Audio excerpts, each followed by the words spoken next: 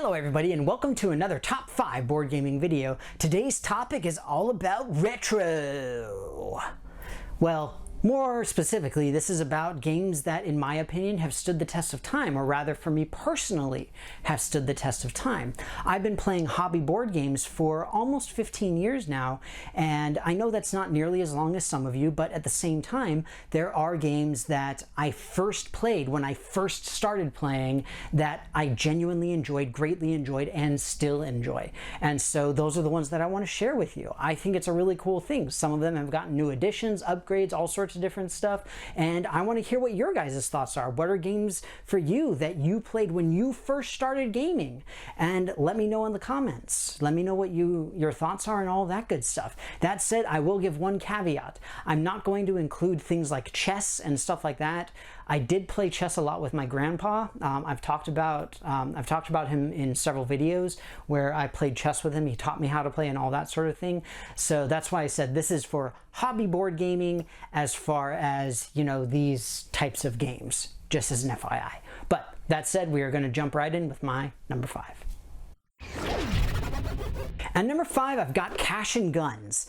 This is a fun story. It's one that I've reiterated several times, but this is literally one of the first games that I ever played at a hobby game night at a coworker's house. He was hosting and invited me over. I was like, awesome, let's do it.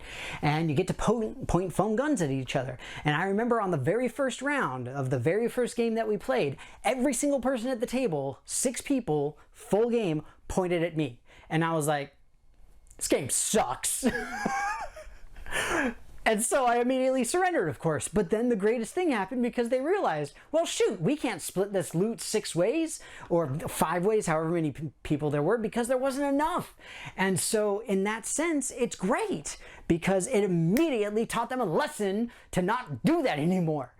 And to this day, I really love this as a sort of party game, even though it is a little bit more, obviously, violent, for lack of a better term. I mean, they're foam guns and all that kind of thing, but I understand people have their triggers.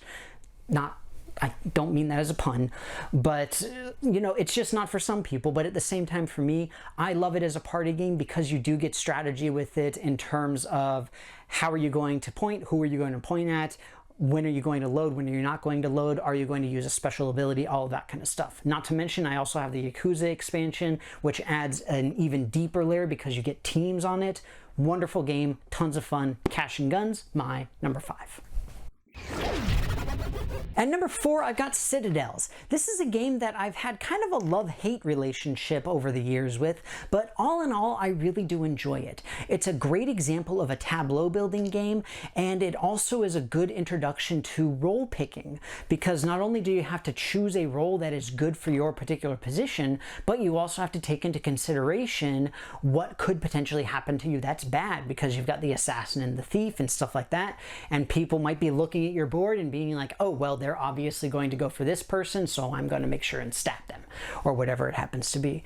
It's another game that I really love to take out for small groups, parties, that type of thing, because it's reasonably light. It's still a lot of fun to this day. And not to mention, with this particular version of the game, you get the alternate cards that you can play as, so you get a lot more replayability. Solid game, tons of fun. Citadels, my number 4.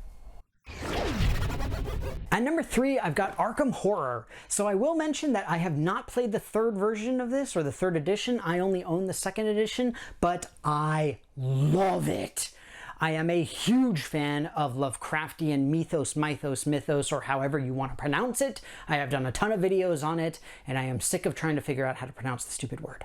But that said, it is a great cooperative game. This is one of the first co-op games that I played, and one of the most brutal in terms of actually trying to beat the game itself, because you are going literally against the game, and you have to strategize so effectively and so efficiently with the rest of your group. And it's not something that you see in a lot of cooperative games. And so between that and the theming and the sheer volume of different characters and bad guys you can play as, you have virtually limitless replayability. You can play it solo, you can play with a bunch of people. It's just an amazing game, absolutely incredible. Obviously heavier in terms of actual strategy and playing and thinking, but Still great, and I try to get it to the table, although I haven't done so in a very long time. Arkham Horror is still my number 3.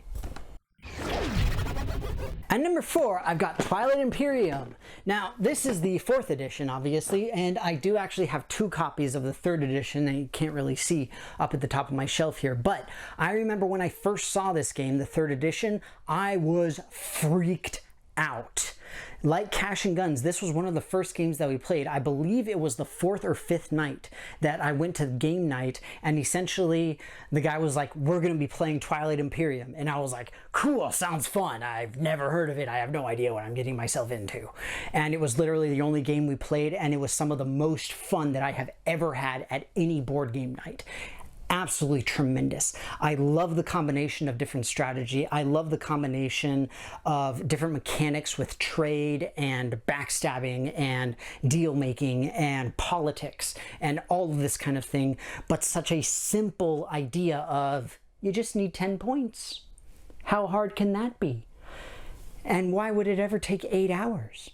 But that said, the 4th edition also made huge improvements to the game, which is why it's so high on the list for me personally, because I am enormously in love with the 4th edition, and I hate the fact that I just cannot get it to the table because there's not enough people and there's not enough time, and I just can't do it. But it is a wonderful game that has a lot of great elements to it, a lot of great strategy to it, a lot of great mechanics to it that mesh in a way that you would be honestly surprised at how well it does. Not to mention the replayability in terms of all of the different various powers and aliens that you can play as.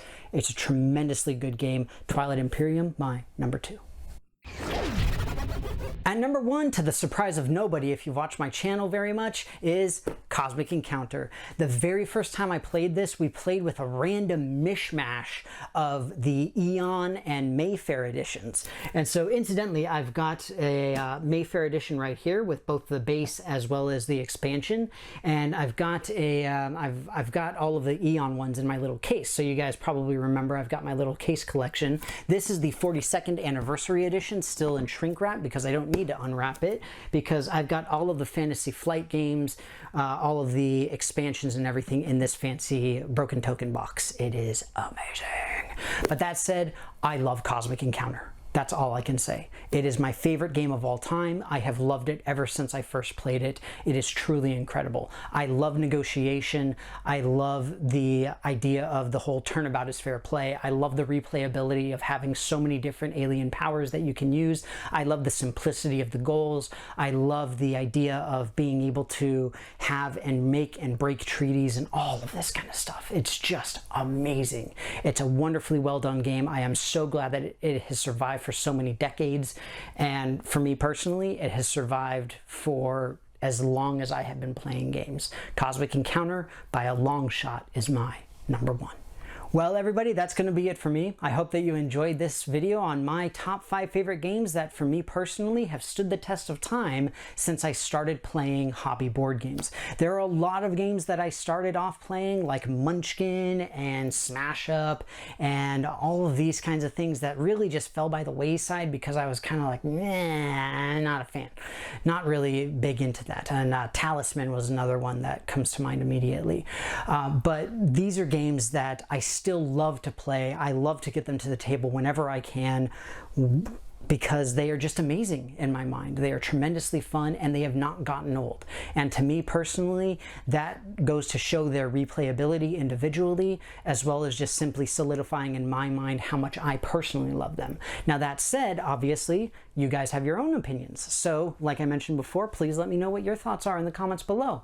What are the games that you would pick for games that have stood the test of time? Ones that you started off playing and still play to this day, or would like to play to this day but can't for one reason or another. What do you think of my personal list? Do you agree, disagree with me? I know a lot of people dislike Cosmic Encounter. It's a fact. I'm not one of them though, so bring it on. That said, as always, if you haven't done so already, please take a look at my various social media pages where you can interact with myself and my channel in a whole bunch of really fun ways. And on the ever serious note, as the pandemic is continuing, the Delta variant especially of COVID-19 is still out there. everybody please be careful, please stay safe. If you have to go out, please wear masks, get vaccinated if you haven't done so already. Keep your family safe, your friends safe, yourself safe. And for those of you who have to work, thank you. And I hope that everything is going smoothly for all of you. And I hope that we will hopefully have this under control relatively soon. But that said, thank you so much as always for watching. Hope that you enjoyed it, and I will see you next time.